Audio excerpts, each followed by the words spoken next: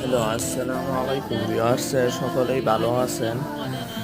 তো আমি আপনাদেরকে কিছু কথা বলতে চাই। সবাইকে আমার ইউটিউব চ্যানেল থেকে জানাই অগ্রিম শুভেচ্ছা, অফুরন্ত ভালোবাসা, বুক ভরা ভালোবাসা। সবাই আমার ভালোবাসা গ্রহণ করবেন।